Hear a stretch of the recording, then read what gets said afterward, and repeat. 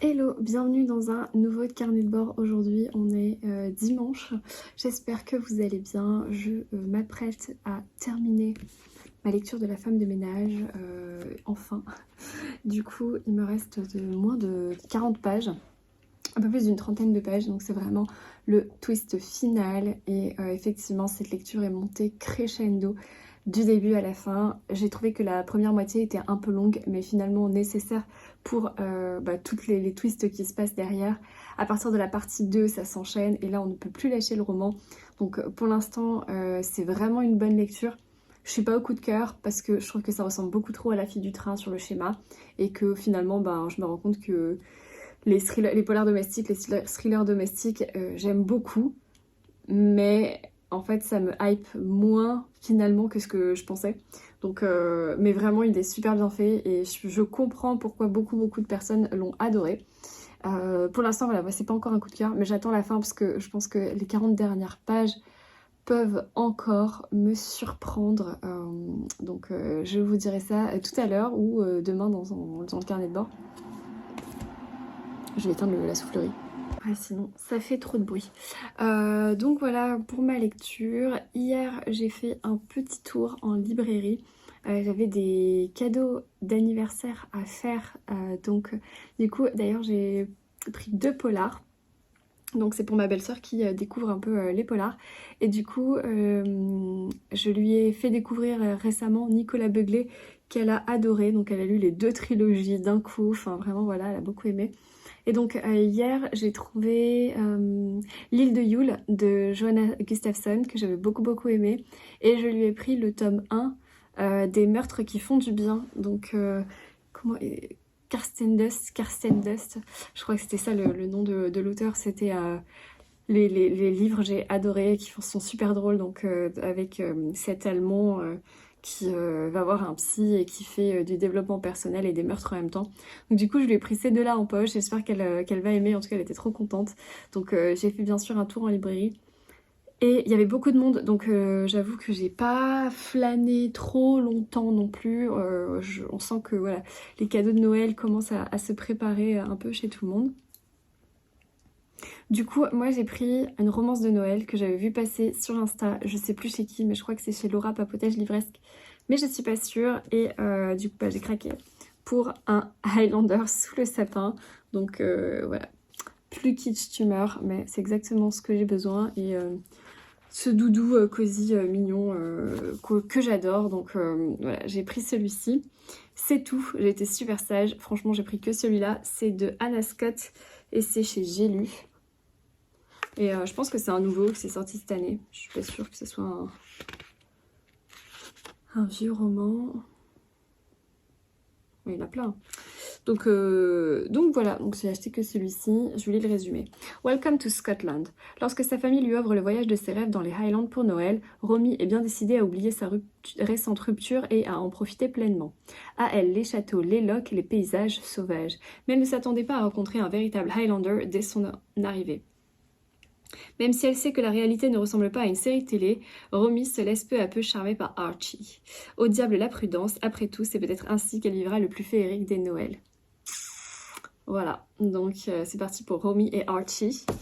Et c'est tout. Là, je viens de me faire une tisane dans mon mug. J'ai sorti mon mug de Noël Disney que j'avais acheté au parc l'année dernière. C'est un petit sapin avec un manche en sucre d'orge, je vais te faire tomber, et un petit Mickey doré. Voilà, ça sert pas à grand chose à part regarder au chaud, mais il est plutôt généreux, donc ça c'est cool. Je me suis fait une petite tisane. Voilà, le programme de l'après-midi, c'est finir ça, et puis lire 1 ou 2 des mangas que j'ai prévu de lire avec Florence. Et voilà, si vraiment du coup j'avance, j'aimerais bien commencer autre chose.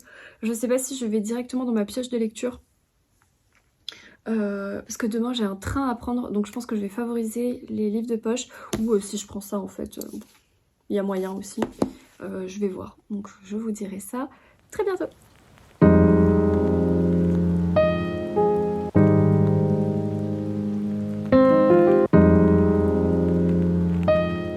Hello, j'espère que vous allez bien aujourd'hui. On est mercredi, je suis actuellement à Paris pour le travail et comme vous l'avez vu dans mon train pour Paris, j'ai commencé le livre que je venais de m'acheter samedi, donc La romance de Noël, un Highlander sous le sapin de Anna Scott aux éditions J'ai lu. Voilà, du coup je l'ai pas terminé mais j'ai bien avancé, j'ai lu 210 pages, voilà, sur 350, donc vraiment c'est une rom-com, donc clairement ça se lit super bien. Et puis l'ambiance noëlesque est à fond, du coup parce que ici on va avoir, son prénom c'est Romy. Romy c'est une jeune fille qui se fait larguer dès le premier chapitre et ses sœurs et sa mère vont la pousser à partir en Écosse parce que c'est là qu'elle rêve d'aller depuis toujours, elle en parle que de ça, blablabla. Et dès le premier instant qu'elle arrive en Écosse, et bien dans son hôtel elle va tomber sur un très très beau Highlander, mais qui va jouer un double jeu, puisque ce Highlander ce n'est pas n'importe qui pour le lieu, mais il se fait passer pour n'importe qui parce que lui aussi a un coup de cœur pour cette jeune Romy. Et donc Archie et Romy vont passer les fêtes de Noël à apprendre à se connaître, sauf que en fait l'un d'entre eux n'est pas vrai, voilà, n'est pas vraisemblable avec ce qu'il dit être. Pas très clair ce que je raconte, mais du coup c'est assez drôle. Il y a deux types de narration puisque on va prendre la voix de Romy et parfois la voix d'Archie, alors bien plus celle de Romy, mais parfois on a aussi le point de vue de Archie et c'est assez drôle. C'est pas très sexuel pour l'instant, vraiment c'est très romantique et cosy, donc c'est tout ce que j'aime. Et voilà, et ça se lit super bien, c'est tout cosy, tout doux. Évidemment, ce n'est pas de la grande littérature, mais c'est pas ce qu'on recherche. Évidemment, c'est bourré de clichés sur Noël, pas trop de stéréotypes sociaux. Je trouve que il y a pas trop de clichés là-dessus, j'avoue. C'est juste assez simple et ça va droit au but. Mais voilà, c'est très mignon, c'est tout ce que j'avais envie. C'est vraiment le téléfilm de M6. Donc voilà, moi j'adore ça de temps en temps. Donc j'ai ça en lecture papier et je pense le terminer dans mon train retour qui est après-demain. Et comme ça je commencerai sûrement autre chose pour mon week-end, et après je reste un petit peu dans le sud donc je vais pouvoir lire un peu plus le soir parce qu'ici comme j'ai mon travail qui me prend beaucoup plus de temps le soir puisqu'il y a beaucoup plus de trajets à Paris donc du coup c'est beaucoup plus compliqué de lire le soir pour moi, mais dans le sud c'est plus facile. Voilà, donc c'était tout, je voulais juste vous donner quelques petites nouvelles et je vous retrouve plus tard. Les amis, j'espère que vous allez bien. Aujourd'hui on est jeudi, je suis toujours dans ma chambre d'hôtel à bosser et en fait je vous fais juste une interruption parce que il neige. Alors c'est pas très beau la vue où je suis, mais voilà, à Paris il neige et je dois sortir aujourd'hui. Alors j'aime bien la neige, hein, mais derrière la vitre, voilà. C'est trop mignon, donc je vais bosser, je vais mettre une petite musique de Noël, je vais ouvrir tous les rideaux. Parce que du coup j'avais pas vu et c'est une amie qui m'a dit mais regarde il neige dehors à Paris et voilà. C'est trop mignon.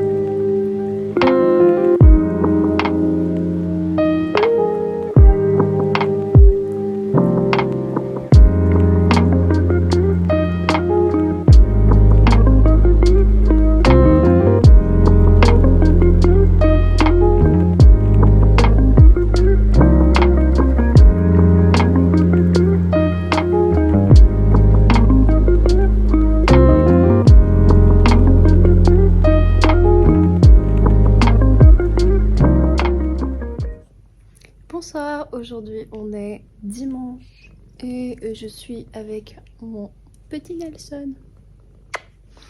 J'ai plein de choses à vous dire depuis que j'ai filmé. J'ai notamment terminé un Highlander sous le sapin que j'ai terminé dans mon train retour de Paris. J'ai lu les 2 mangas donc, dont je vous avais parlé, Céline à Paris et Ma mamie adorée. Et j'ai commencé autre chose et en même temps j'ai été en librairie, j'ai reçu un paquet et j'ai rangé mes bibliothèques. Donc vraiment j'ai plein de petites choses qui ont bougé du coup depuis que je suis revenue de Paris. Mais je sais pas si là j'ai le courage, je vous parlerai peut-être plutôt demain pour vous parler de tout ça. En tout cas, sachez que là j'ai commencé une nouvelle lecture que j'ai retrouvée dans ma bibliothèque. C'est une relique de ma palle, puisqu'en fait j'avais oublié que j'avais acheté ce livre. Et comme j'ai fait un tri dans ma pile à lire, suite à un don que je fais à travers ma maman pour une association. Et du coup il y a des trucs que j'ai dans ma palle depuis genre 10 ans et que je lirai jamais. Et voilà, donc ça a fait du bien et j'ai retrouvé des choses intéressantes, notamment ce livre que j'avais complètement oublié. J'avais acheté sur un coup de tête probablement, je sais plus quand. C'est donc un livre de la collection Victoria de chez Harlequin, donc ce sont des romances. Ce sont des romances vikings. Et en fait il y a deux, je dis des parce qu'il y a 2 histoires. Il y a une première histoire qui s'appelle le Highlander et la Valkyrie, et le deuxième qui s'appelle un viking de glace et d'acier. Voilà, c'est de la romance viking. Voilà, j'avais beaucoup aimé le résumé, je sais pas pourquoi je m'étais prise peut-être parce qu'il y a écrit un Highlander, je ne sais pas. En tout cas pour l'instant ça se lit plutôt bien.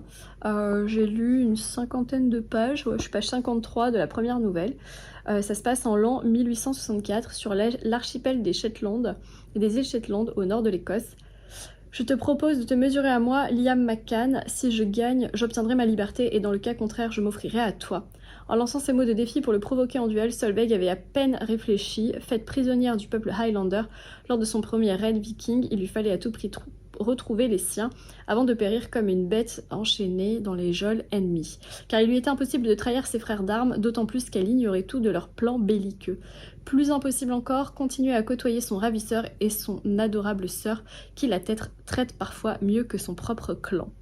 Et bien sûr, voilà, elle tombe amoureuse de son ravisseur écossais.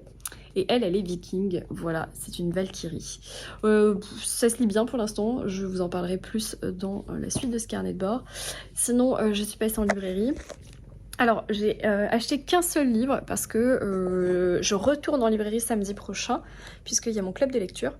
Mais j'ai acheté le tome 6 des McCoy, parce qu'en fait, je me suis rendu compte que je n'avais pas acheté le tome 6 des McCoy. Et la dernière fois, je voulais lire les McCoy parce que j'avais un petit moral et je me suis dit tiens je vais prendre une valeur sûre, les McCoy, et ben j'avais pas le 6 et en fait je me suis rendu compte que je l'ai jamais acheté. Donc c'est chose faite, il y avait un exemplaire donc je l'ai pris, mais par contre j'ai fait du repérage de romances de Noël, mais j'ai été sage parce qu'en fait en faisant aussi le tri dans ma bibliothèque, j'ai retrouvé des romances de Noël que j'avais dans ma bibliothèque depuis très longtemps, donc je vais quand même prioriser ça, voilà, en priorité, très français.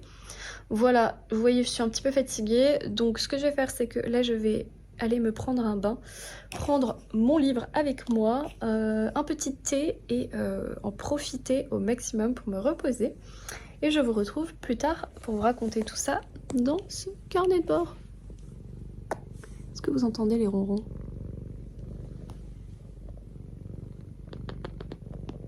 Je te fais des bisous. Je te fais des bisous. Je te fais des bisous. Nelson adore sentir mes cheveux. Il n'a pas de nez. Ça va, charmant. Bye.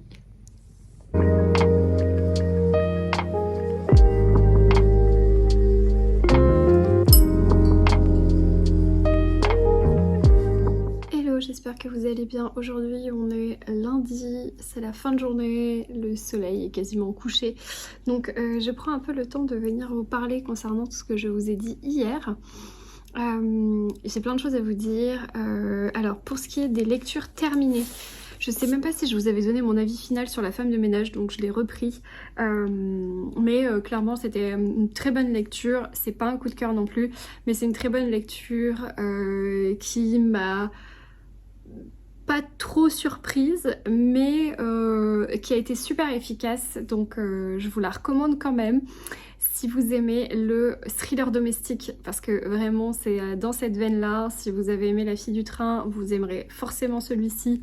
C'est très Desperate Housewives au niveau du style, tout se passe autour de la maison ou presque, là où Millie est embauchée par Nina et son mari pour du coup les servir, et il va se passer de plus en plus de choses bizarres jusqu'à la moitié du roman où il y a un twist, et là les choses s'enchaînent et ça devient assez addictif et assez dingue. Donc ça c'est vraiment bien fichu et bien ficelé. Pas trop surprenant mais quand même plutôt pas mal, donc voilà, c'est pas un coup de cœur mais c'est une très très bonne lecture. Je sais pas encore si je lirai la suite, en tout cas j'ai pas envie de la lire tout de suite, donc si un jour je voudrais, enfin voilà, un jour peut-être je la prendrai et je lirai. Peut-être La Psy aussi, je sais pas du tout, mais en tout cas voilà, ça reste quand même une très bonne lecture pour moi, donc je vous la recommande. Ensuite, j'ai enchaîné avec un Highlander sous le sapin, donc ma première romance de Noël de cette saison, parce que ça ne sera pas la dernière, vous savez que j'adore les romances de Noël. Et du coup, c'est de Anna Scott aux éditions J'ai lu, c'est une parution de cette année. Je l'ai acheté en librairie il y a 2 semaines, je crois, et du coup, je l'ai aussitôt lu. Donc là, on va suivre Romy qui va tomber sur Archie dès les premiers instants qu'elle arrive en Écosse, puisque c'est une jeune fille qui a le cœur brisé et elle vient pour panser ses plaies dans le pays de ses rêves. Et elle tombe donc sur ce beau Highlander dès les premiers instants, sauf qu'en fait c'est un peu trop beau pour être vrai, et elle en a conscience, du coup elle est un peu suspicieuse, et elle a raison puisque Archie lui cache un lourd secret. Mais voilà, donc du coup c'est un peu différent des romances que j'ai l'habitude de lire, à savoir un peu le enemy to lover, à savoir 2 personnages qui se détestent puis finissent par s'aimer. Là ils ont un coup de cœur tous les deux dès la page 1, sauf qu'ensuite rien ne va être très très facile par la suite. Ils vont avoir plusieurs sujets houleux qui vont être abordés, et voilà, donc au niveau du schéma c'est un peu différent. On est sur un thème quand même bien écossais, ça c'est cool, il y avait une bonne ambiance écossaise quand même dans ce roman, ce que j'ai apprécié du coup, et voilà, ça se lit très bien, c'est une romance de Noël, voilà, Noël est bien présent aussi, donc ça c'est cool. Donc franchement ça marchait super bien, je suis assez contente de celle-ci. Je n'ai jamais lu d'autres livres de Anna Scott, je ne connaissais pas cette autrice, donc voilà, ça c'était ma dernière lecture. Je suis désolée, il fait un peu sombre, je vais peut-être allumer une lumière supplémentaire. Voilà, donc ça c'était ma dernière lecture. Et ensuite j'ai lu donc les 2 mangas. Céline, Une vie parisienne, le tome 1, et Ma mamie adorée. Alors sur Céline, Une vie parisienne, j'étais un petit peu surprise parce que je pensais qu'on suivait vraiment cette jeune fille Céline qui, à l'âge de 14 ans, est envoyée à Paris pour apprendre des métiers. Et en fait je pensais que vraiment on suivait Céline en tant que personne, comment dire, intimement. Mais en fait pas du tout. Céline c'est un petit peu l'excuse de l'auteur pour justement apprendre et faire découvrir les métiers de Paris au 19e siècle. Bon voilà, c'est un peu à l'ère de Zola, et donc en fait cette jeune fille va être employée par un monsieur qui va la faire passer de métier en métier et lui demander d'écrire des rapports sur ce qu'elle voit, ce qu'elle connaît, ce qu'elle apprend, et en fait c'est un peu, voilà, c'est un peu son excuse. Mais Céline, moi je me suis pas du tout attachée à ce personnage, vraiment je l'ai trouvé hyper froid, hyper distant.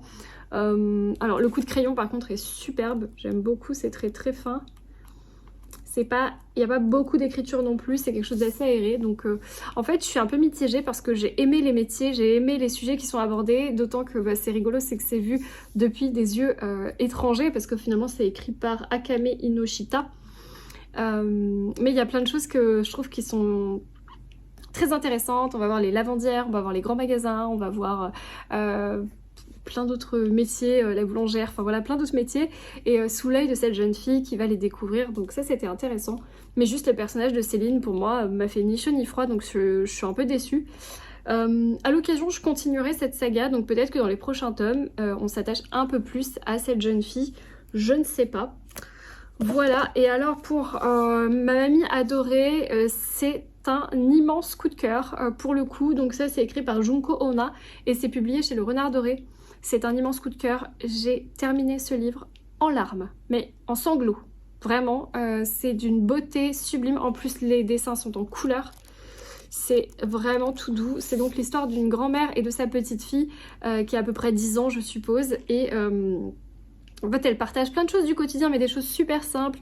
La cuisine, les jeux, le dodo, le bain. Voilà, des choses très très simples, mais hyper tangibles, hyper réelles. Et on sent vraiment que l'autrice a vécu ces choses-là avec sa grand-mère. C'est hyper fort. En quelques coups de crayon et en quelques mots, elle touche vraiment les cordes sensibles. Alors moi, j'ai pas eu de grand-mère, mais vraiment, si vous avez une grand-mère, je pense que c'est hyper touchant. Et vraiment la fin, la dernière page, voilà, moi ça m'a achevée et j'ai fait que pleurer. Voilà, donc vraiment c'était très très beau. Les images sont vraiment toutes douces. Donc il y a plein de marque-pages et de trucs qui tombent là. Voilà. C'est vraiment tout doux. Mais qu'est-ce que c'est beau! Donc vraiment celui-ci, foncez, et évidemment que je lirai la suite avec un très très grand plaisir pour ma mamie adorée. C'est un 10 sur 10 pour moi, sûr et certain. Je pense que la lumière c'est un peu mieux, ça n'enlèvera pas mes cernes, mais c'est un peu mieux. Voilà, donc ça c'est ce que j'ai lu dernièrement en papier. Et alors en audio, j'ai enfin terminé ce chef-d'œuvre. Veillez sur elle de Jean-Baptiste Andréa qui a eu le Goncourt 2024. 23, 24, je sais pas, ça fait déjà un moment, non, mais je pense que c'est cette année. 2024, je ne situe plus du tout. Qui est donc paru chez les éditions L'Iconoclaste. Oui, il n'est pas encore sorti en poche, donc ça doit être de cette année. Et comment vous dire que c'est un coup de cœur. Donc ici, on va suivre deux personnages. On est... En quelle année? Au tout début du XXe siècle, je sais pas, peut-être 1915, un truc comme ça, au tout début. Alors attends, non, ça c'est la fin. En fait, le premier chapitre, ça se termine en 1986. Et je suis née en France en 1904. Donc oui, donc au début, il doit avoir 12 ans, donc on doit être en 1925, un truc comme ça. Non, pas du tout, le calcul est pas bon du tout. 1904 plus 12, ça fait pas du tout 1925, bref, 1916. Et donc du coup, on va suivre Michelangelo Vitaliani, Michelangelo Mimo qu'on va appeler, qui est un jeune garçon dont le papa vient de décéder, qui était un tailleur de pierre. Et il va être envoyé par sa mère qui est en France, il va être envoyé par sa mère chez son oncle en Italie pour devenir lui aussi un tailleur de pierre, puisqu'apparemment dans sa famille ils sont tous tailleurs de pierre. Son oncle l'est également, et donc il va devenir apprenti. Et puis on va suivre en fait ce jeune garçon dans son apprentissage de sculpteur et dans sa découverte de la vie avec un grand V, de l'Italie, de la politique, etc., de ses amitiés, ses rencontres. Sauf que ce jeune homme, Mimo, a une particularité, c'est qu'il est de petite taille, il fait 1m40, adulte. Donc je sais pas si on peut appeler ça un nain, j'ai pas de notion, mais en tout cas il en fait au début, et c'est une faiblesse, mais pour lui ça a toujours été une force, et surtout c'est qu'il est extrêmement doué finalement de ses mains et en tant que sculpteur. Ce jeune garçon va croiser la route d'une famille très noble de la région, du coup on est à Pietra d'Alba, et il y a donc la famille Orsini, qui est une famille très noble, qui un peu la famille bourgeoise du comté. Et il va rencontrer une jeune fille qui s'appelle Viola, qui est la fille des Orsini. Bien sûr, leur amitié est impossible et Viola est très particulière comme jeune fille. Et en fait, dans cette histoire, on va suivre leur amitié, amour-haine, qui vont les bercer pendant toute leur vie. C'est un lien d'amour-amitié, mais tellement pur et tellement beau. Franchement, ces deux personnages sont... très manichéens, je trouve, parce qu'ils sont très différents, très marqués, extrêmement, enfin plein d'aspérité. Enfin vraiment c'est des personnages qui ont été extrêmement travaillés sur l'aspect psychologique et physique, parce que Jean-Baptiste Andréa nous donne des détails et des humeurs et des réflexions qui sont très pointilleuses et que j'ai trouvé passionnantes. Tout ça dans un décor italien avec un environnement politique réel, mais sans que ce soit lourd vraiment pour le lecteur, donc, et sans prise de parti non plus. Assez neutre finalement, mais on va balayer bien sûr les guerres, on va balayer Mussolini, on va balayer le fascisme, on va balayer le droit de vote des femmes, plein de choses qui vont se passer en Italie à cette époque-là, mais vues par ces deux jeunes personnes, donc Mimo et Viola.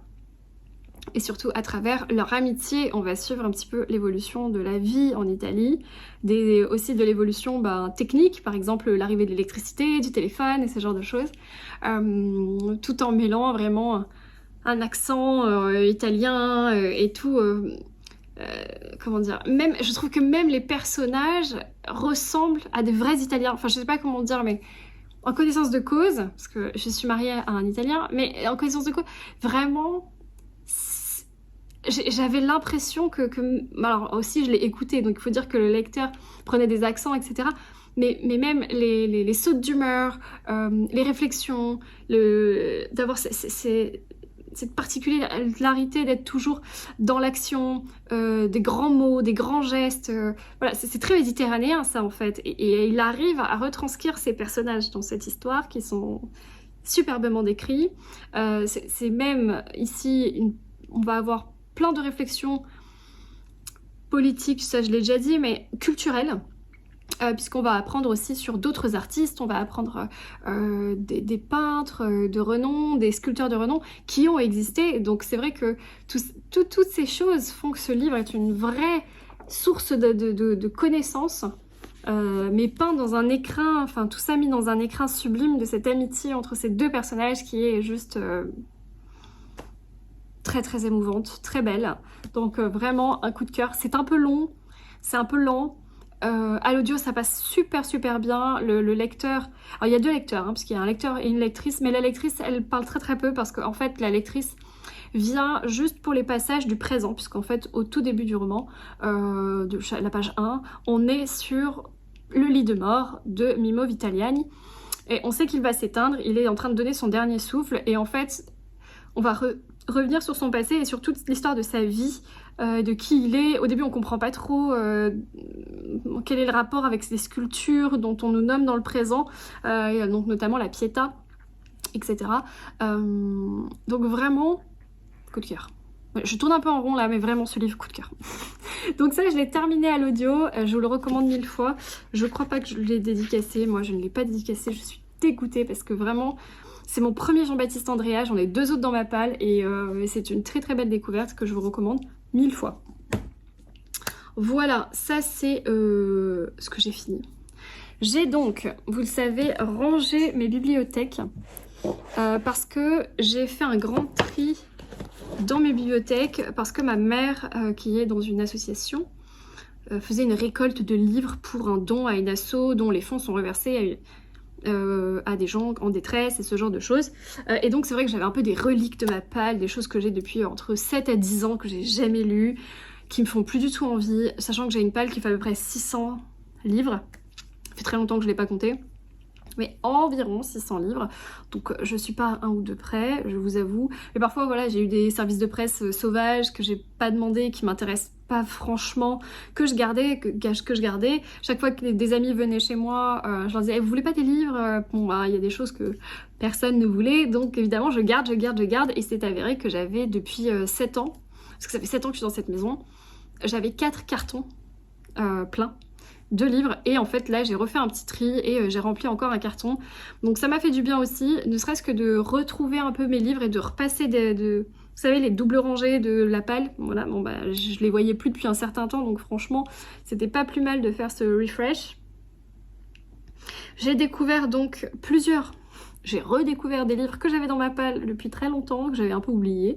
Et donc je me suis notamment attaquée à la lecture de l'un d'eux. Je pense que je n'aurais jamais lu avant un certain temps si j'étais pas retombée dessus. Et donc il s'agit de ce roman-là, Donc, alors bien sûr c'est dans le thème hivernal, hein, parce qu'il faut que je reste quand même dans mon idée un peu hivernale, c'est aussi très inspirant. Et donc c'est une double romance, il y a deux histoires en fait dedans.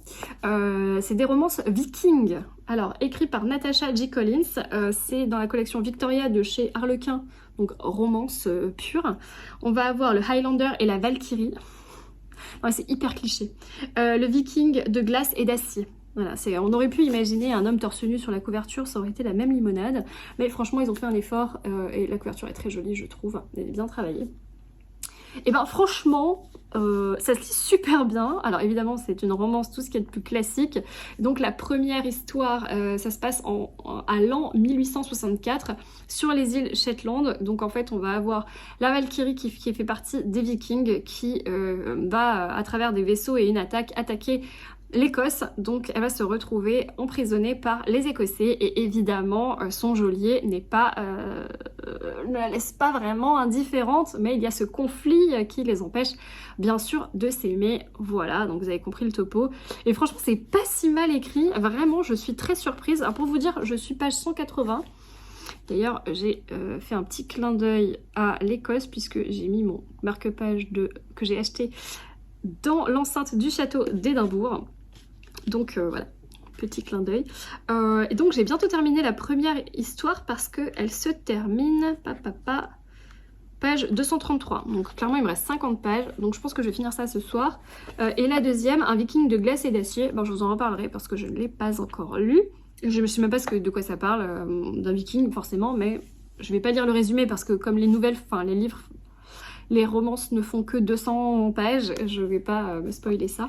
Mais franchement voilà, j'ai sorti ça, j'ai lu 2-3 pages sur mon canapé alors que j'avais fait une pile de livres et je me suis dit pourquoi pas, allons-y. Et au final, je passe plutôt un bon moment. Je ne connais pas non plus Natasha J. Collins. En tout cas c'était un livre que je m'étais acheté à Cultura, un peu sur un coup de tête. Je pense que je l'avais trouvé ok, inspirant et je l'ai posé dans une bibliothèque de ma palle qui a dormi là depuis je sais pas combien de temps. Donc voilà, au moins ça lui a fait sortir, c'est pas plus mal. Dans cette bibliothèque un peu cachée, j'ai redécouvert des livres que j'ai rajoutés donc à ma pioche hivernale. Alors c'est une pioche hivernale qui est très aléatoire, elle est juste là, hein, voilà. Voilà, c'est ma pioche hivernale sur cette petite tablette Ikea fort pratique. Et donc j'ai retrouvé, alors je savais même pas que c'était Harlequin, mais enfin dans la même limonade de chez Harlequin, un Nora Roberts. Nora Roberts, c'est une autrice que je n'ai pas lue depuis l'adolescence. J'avais déjà lu une saga, je crois une trilogie quand j'étais au collège. Amélia, Mia, je sais pas quoi, et j'en garde un super bon souvenir et je sais que j'avais acheté ce livre d'occasion, je sais plus par quel biais, je m'en rappelle plus, un Noël dans les Catskills et donc voilà. Bon, c'est une romance de Noël quoi, romance de Noël, tout ce qu'il y a de plus classique de Nora Roberts, qui doit pas dater d'hier clairement, j'ai que des vieux machins à vous présenter. C'est paru quand ça? Eh ben en 2015, hein, voilà, ça va faire 10 ans. Alors c'est pas 10 ans que j'ai dans ma palle, mais on doit pas être loin. Donc celui-ci va rejoindre ma pioche de Noël, d'hiver. Ensuite, un qui est beaucoup plus récent, c'est ce Sarah Morgan qui m'avait été offert par Laura, papotage livresque, lors d'un Noël, je crois qu'on avait fait un Secret Santa de mémoire. C'est Noël surprise dans les Highlands. Pareil, Sarah Morgan, c'est une autrice qui valeur sûre au niveau des romances de Noël, j'en ai déjà lu. Et là, bien sûr, ça se passe dans les Highlands. Et voilà, je crois qu'il y a une histoire de sœur, bon, je sais pas quoi, elles se retrouvent en famille dans les Highlands. Et bien sûr, il va y avoir un bel écossais ou quelque chose dans le genre. La couve est super cute. Et là, c'est chez Hugo. Voilà, et en plus c'est en format broché, donc c'est plutôt agréable les romances en format broché parce que ça se lit encore plus vite et la couve est plutôt cool. Voilà, donc j'ai ressorti celui-ci. Je suis désolée, ça fait très romance de Noël ce carnet de bord, mais regardez, je vais me rattraper avec ce Cécile Coulon que j'ai dans ma palle depuis sa sortie. C'est-à-dire que je m'étais précipitée quand Florence m'avait donné son avis à sa sortie chez l'Iconoclaste. Et depuis, je me suis tellement précipitée que je ne l'ai pas lu. Voilà, vous savez, les coups de tête, un peu le accro du shopping. On te fait une crise existentielle, tu te dis, il me faut absolument ce livre, et puis en fait, tu le lis 10 ans plus tard. Il est sorti en 2021, voilà. Donc, n'importe quoi, j'ai acheté ça au Covid, je pense, un truc dans le genre. Et là, c'est un peu plus ambiance manoir victorien, je crois. Le domaine se transforme alors en un théâtre de non-dits, de désirs et de secrets enchâssés. Bon, voilà, c'est un peu plus sombre, c'est un peu plus mystérieux. Je n'ai encore jamais lu de Cécile Coulon, mais je l'ai déjà rencontrée en salon et c'est une nana fort chouette et avec une plume très très belle. Donc j'ai rajouté celui-ci parce que l'ambiance un peu manoir, frisquette m'a donné envie. Donc il rentre aussi dans ma pioche de Noël. J'ai retrouvé celui-ci. Alors je pensais l'avoir lu, mais il était quand même dans ma palle, donc je pense que je ne l'ai pas lu. Mais à vérifier, je crois que je l'ai... Je me demande si je ne l'ai pas écouté. Donc c'est le Cupcake Café sous la neige de Jenny Colgan. On est version Prisma à l'époque, donc ça fait très longtemps que je l'ai celui-ci. Et pour le coup, j'avais lu de sûr les 2 premiers, qui doivent être d'ailleurs en grand dans ma bibliothèque. Mais alors là, je sais pas du tout où. Ah bah si, juste là derrière moi. Franchement. Ouais, c'est ça. Rendez-vous au Cupcake Café. J'avais les versions Prisma qui sont super belles. En plus, c'est les dessins de Kanako. Je sais pas si vous connaissez My Little Paris, c'est des box. C'est la même illustratrice. Hop. Et je crois que j'en ai un autre en poche. Parce que les Jenny Colgan, je fais un peu n'importe quoi. Quand je peux me les trouver en brochet, je les prends. Donc forcément celui-ci, bah, je me rappelle plus trop ce qu'il en est du Cupcake Café. Mais bon, un Jenny Colgan, ça se retrouve facilement. Donc pareil, romance de Noël à la sauce Colgan. Du coup, c'est bien parce que j'en ai déjà un ici. Celui-ci, qui m'a l'air franchement génial. Mais je n'ai pas lu celui juste avant. Je crois que je vous le disais, il m'en manque un. Donc peut-être si je peux le trouver en librairie. Ce serait top pour compléter ça, ainsi que la confiserie de Rosie qui vient de sortir en édition limitée chez Cultura que j'ai repéré dimanche. C'est une box édition limitée avec la confiserie de Rosie et Noël à la confiserie de Rosie. Trop belle. Donc si vous passez par là et que vous voulez me faire un cadeau de Noël, n'hésitez pas, il est sur ma wishlist de Noël. Je plaisante. Et un achat que j'ai fait il n'y a pas si longtemps, toujours dans l'histoire des romances, il y a celui-ci Réseau Royal. Je sais pas pourquoi je l'ai posé là, mais... Je suppose que... Je crois même pas que ça se passe en hiver, donc je pense que celui-ci, non, je vais le ranger. Il fait pas partie de ma pioche de Noël. Je vais le ranger parce que j'en ai assez, regardez. Comme si j'allais lire tout ça. Bref. Par contre, dimanche, j'ai été donc en librairie et je ne suis pas repartie les mains vides puisque, je vous le disais, j'ai acheté le tome 6 des McCoy après vérification et sur vérification, je ne l'avais jamais acheté. Donc celui-ci, il fait partie de ma pioche de Noël. Parce que c'est les McCoy. Voilà, c'est tout ce que j'avais à vous dire. Ah non, c'est pas du tout ce que... Ah non, j'ai ressorti un autre truc aussi. Celui-ci, Hercule Poirot, le Noël d'Hercule Poirot. Évidemment, je l'ai lu en livre papier il y a plusieurs années. Et je n'ai pas lu la bande dessinée que j'ai dans ma palle. Donc ça fait partie de ma pioche d'hiver. Oh, les dessins sont plutôt... ça va. Pas ce que je préfère, mais plutôt bien. Voilà, super carte. Et c'est donc... illustré par Isabelle Bottier. Scénario d'Isabelle Bottier, pardon. Dessin et couleurs de Calixte. Voilà, ça se lit très bien. Et alors du coup là il y a toute la collecte. Il doit m'en manquer. Il doit m'en manquer un, je crois. La mort n'est pas une fin, je n'ai pas. Et les 2 rendez-vous à Bagdad, mais je ne sais pas s'ils sont sortis ou pas encore. Évidemment les autres je les ai tous parce que cette collection de chez Paquet, je crois que c'est Paquet, ouais. Je l'adore.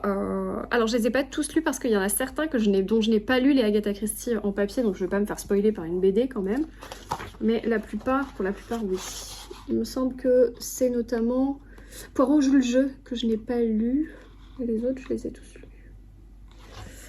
Donc voilà, donc celui-ci, un soir là où je suis pas trop fatiguée, je vais peut-être me le lire. Je me le mets là dans ma pioche. Et enfin, dernière chose à vous dire et après je vais vous laisser parce que vous voyez je suis assez crevée et vous devez en avoir marre de m'entendre. Là j'ai reçu un paquet de chez Robert Laffont et évidemment vous savez déjà ce que c'est ou presque, en tout cas vous l'avez vu passer parce que c'est en tête d'affiche des ventes du moment, parce que aussi sa couverture est incroyable. C'est le tout nouveau Marc Lévy et vous remarquerez que c'est donc Alexis Bruchon qui a fait l'illustration. Est-ce que vous voyez le coup de crayon? C'est donc le même illustrateur, Alexis Bruchon, qui a fait, je sais pas si je prononce bien, Bruchon, qui a fait l'illustration de ce Marc Lévy et qui a fait aussi évidemment les 2 cosy de Karine et l'illustration qu'elle m'avait offerte l'année dernière. Donc la librairie des livres interdits, je pense qu'avec un titre pareil et une couve pareille, même si l'histoire est nulle, tu sais déjà que tu vas l'acheter parce que franchement ça donne trop envie. Et la couve elle est en 2 parties, enfin genre sublime. Tu vois, tu peux la même mettre en poster chez toi, ce serait trop beau quoi. Très beau travail en tout cas d'illustration. Je vous lis quand même le résumé au cas où ça vous donnerait envie. Il est où le résumé? Juste là. Mitch, libraire passionné, est arrêté un matin pour un crime impensable. Il a transgressé la loi en vendant des livres interdits. Après 5 années de prison, il n'a qu'un désir, retrouver sa liberté et sa librairie. Mais le destin en décide autrement. Le même jour, Mitch croise le procureur qui l'a fait condamner et rencontre Anna, une jeune chef qui pourrait bien être la femme de sa vie. Que faire quand on est pris entre une irrépressible envie de vengeance et une irrésistible envie d'aimer? Peut-on rêver d'un avenir sans être acquitté du passé? Une comédie brillante et engagée qui donne le goût de lire et d'aimer. Je vais éteindre la soufflerie. Je sais pas en vrai si vous l'entendez, mais moi ça me gêne pour vous parler. Donc voilà, eh bien je ne sais pas ce qu'a à nous dévoiler Mitch, mais en tout cas j'ai trop envie de le lire. Il est beaucoup trop beau. Il est beaucoup trop beau. Voilà. Et je suppose qu'il y a des références littéraires. Et je suppose qu'on va avoir cette relation entre Mitch et Anna. En tout cas ça a l'air d'être hyper facile à lire. Beaucoup de dialogues, je vois beaucoup de dialogues, je vois beaucoup d'aération. Donc... Je sais que Manuela l'a lu, donc la libraire de Cultura, qui a toujours de très très bons conseils, l'a lu et elle m'a dit ça fait un peu penser au premier Marc Lévy. Et j'avoue que moi c'était peut-être mes premiers livres de grande que je lisais, c'était les Marc Lévy. Quand j'étais au collège, je me rappelle, je me revois encore au CDI lire Marc Lévy. Je me rappelle plus le titre de la femme qui tombe dans le coma. Un classique quoi, je sais plus. Je sais même pas où il est dans ma bibliothèque. Mais c'était les premiers Marc Lévy et là j'ai été devenue... Il y avait un tome 1 et un tome 2. Et j'étais devenue waouh, je me suis dit mais c'est trop bien, j'adore, etc. Et puis après je sais plus, j'en avais lu un autre qui m'avait pas franchement transcendé. Et depuis je suis pas une grande fan de Marc Lévy, j'avoue. Mais celui-ci, j'ai pas pu résister. Évidemment, donc voilà, même la tranche elle est trop belle.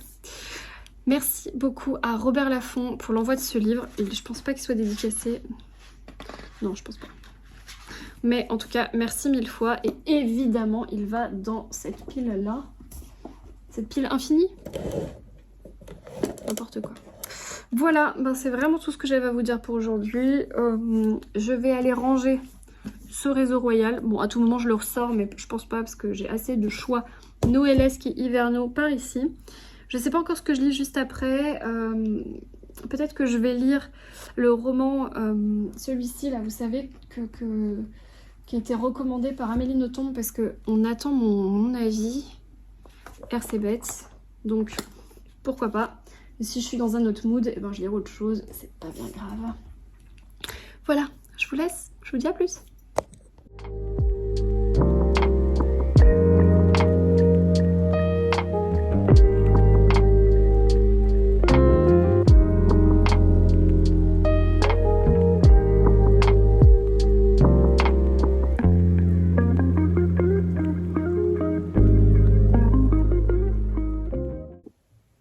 J'espère que vous allez bien. Aujourd'hui on est mercredi, je fais une petite pause là, on est en plein milieu de l'après-midi, il doit être 15h ou 16h, je sais pas exactement, 15h.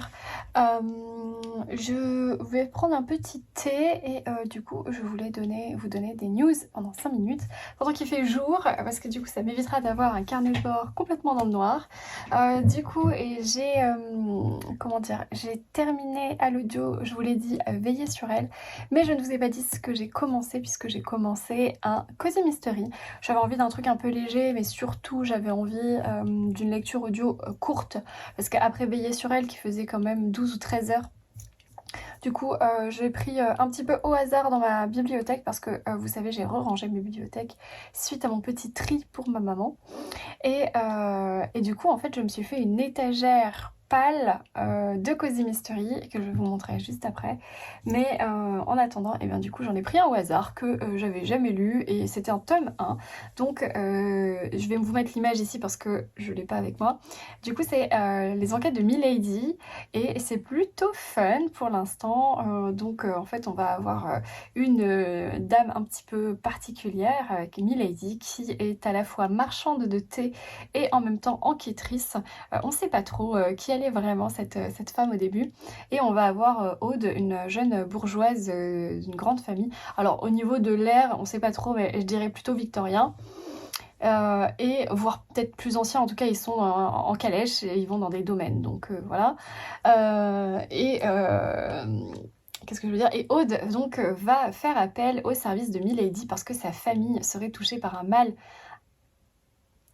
intangible, parce que des fantômes attaqueraient, ou du moins laisseraient des choses bizarres se passer dans leur domaine familial, et ce qui ferait supposer Aude qu'un fantôme ou des êtres maléfique toucherait un petit peu sa famille, et ça commence à devenir inquiétant puisque tous les habitants ne dorment pas la nuit, ils sont un petit peu stressés, donc il y a des choses qui se cassent, il y a des sensations de ces personnes, que quelqu'un est à côté, un souffle sur le visage, ce genre de choses.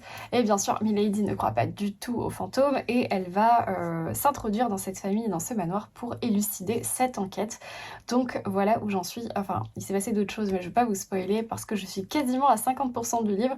Oui, ça s'écoute super vite. Du coup je l'écoute évidemment sur Nextory, comme vous le savez, mon application préférée, et je l'écoute en 1.7 je crois, 1.6 ou 1.7, ça suffisait au niveau de l'écoute. La lectrice est plutôt bien, franchement ça s'écoute très très bien, et voilà. Et comme j'ai fait des allers-retours en voiture ces 2 derniers jours, et bien j'ai bien avancé, et comme demain je dois encore reprendre la voiture, je vais également avancer cette petite enquête. Voilà, pour l'instant c'est léger. En fait ce qui est plutôt cool, c'est que en fait là on va être dans un espèce de huis clos, hein, parce qu'une fois qu'on la première partie de la découverte de 2 personnages féminins se passe, en fait on va pour l'instant être que au niveau du manoir familial, et il va se passer d'autres trucs encore. Je peux juste vous dire que ça me fait penser à Gaston Leroux, le mystère de la chambre jaune. Voilà, ça me fait un petit peu penser à ça pour l'instant, et je ne vous en dirai pas plus. Sinon, au niveau de ma lecture papier, je pense que je vous en parlerai ce soir, mais vous savez, je lis les romances vikings de Natasha J. Collins. Dedans, c'est un recueil où il y a 2 histoires, donc j'ai terminé la première et j'ai bien commencé la deuxième. J'aimerais bien la finir ce soir, je sais pas si je vais y arriver, mais j'aimerais bien la finir ce soir. En tout cas, je vous en parlerai plus tard quand j'aurai le livre entre les mains, ça sera quand même un peu plus parlant. Voilà, c'était tout ce que j'avais à vous dire. Donc là, je vais aller me faire un thé parce que je n'ai plus rien dans mon mug, et je vais reprendre le travail.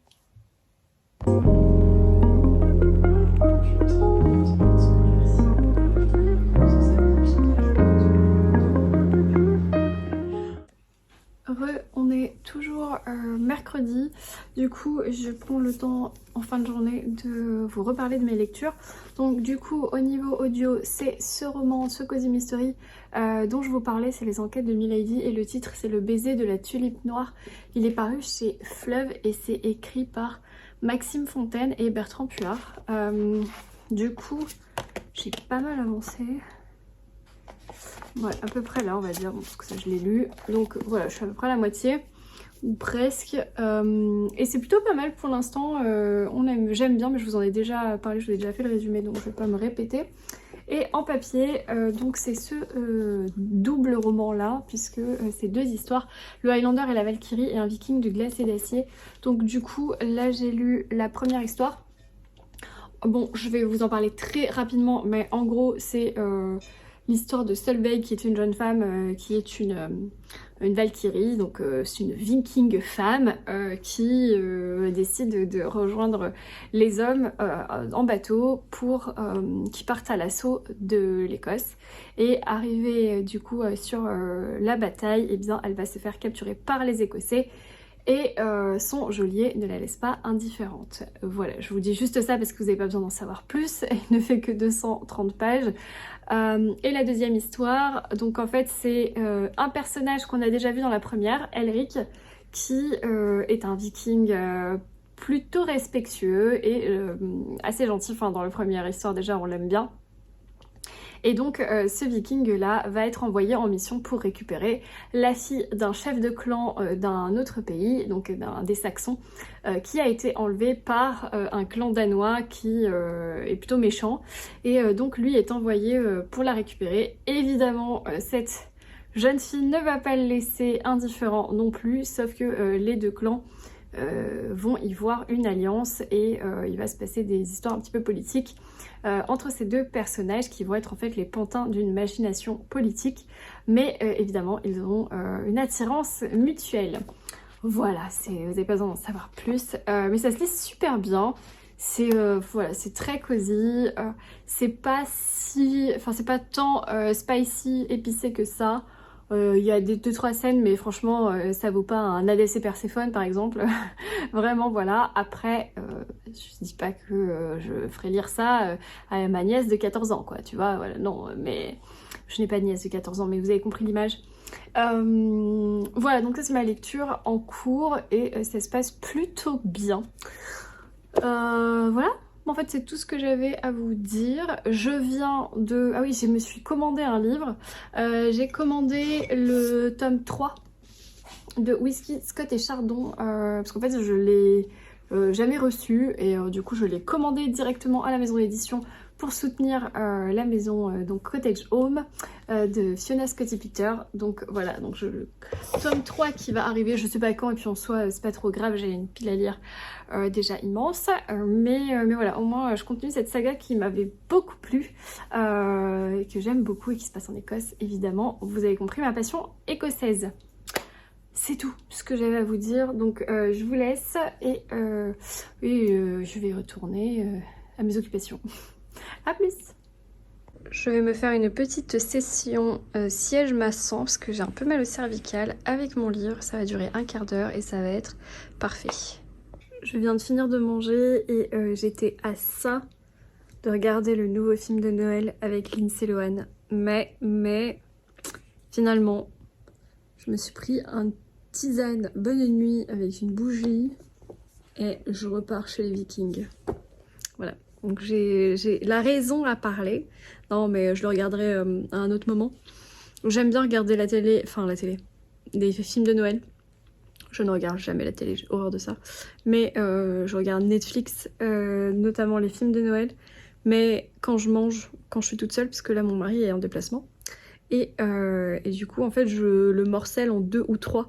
Parce qu'en soi je ne mange pas pendant 1h30 de film.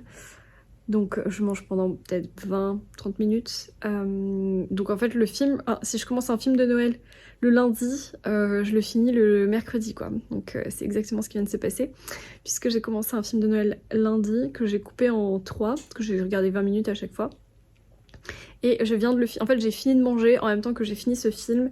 Et quand j'ai quitté, j'ai vu qu'il y avait du coup la sortie du nouveau Lindsay Lohan qui est sorti aujourd'hui. Évidemment, j'aime trop ça, les films de Noël avec notamment Lindsay Lohan. J'avais adoré Irish Witch l'année dernière, mais cette année je suis sage, je vais retourner avec mes Vikings. Et je pense pas terminer parce qu'en fait j'étais un petit peu optimiste. Je pensais qu'il me restait une centaine de pages, mais en fait il me reste 150 pages. Et je suis assez fatiguée, donc pas sûre de finir ce soir. Mais en vrai, je me prends bien au jeu de ces romances vikings, c'est assez fun. Non, c'est pas fun dans le sens c'est pas drôle, mais ce qui est fun, c'est que je m'attendais pas à aimer autant. Je pensais passer un bon moment, mais en fait, je me régale. Donc voilà, je vous laisse et je profite de ma petite soirée cocooning, toute cosy. Bye! Hello, aujourd'hui on est jeudi et c'est la fin de ce carnet de bord. Donc avant de conclure, je voulais juste vous dire que Je n'ai pas réussi à terminer du coup la deuxième romance viking. J'avoue que j'ai été un petit peu, là j'en suis mis partout, un petit peu optimiste sur la deuxième partie, enfin la deuxième histoire. Parce que en fait hier je pensais qu'il me restait 100 pages, mais en fait il m'en restait 180. Donc du coup là maintenant il m'en reste plus que 80. Néanmoins j'ai pas fini.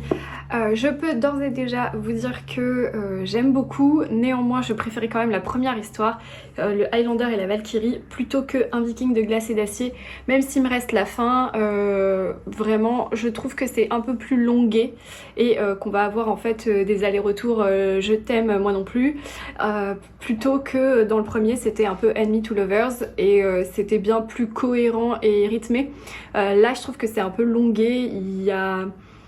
Voilà, c'est un peu moins mon style, mais après c'est toujours aussi bien écrit. Franchement, encore une fois, très surprise de l'écriture de Natasha Collins, J. Collins. Et voilà, si un jour je recroise la route de ses romans.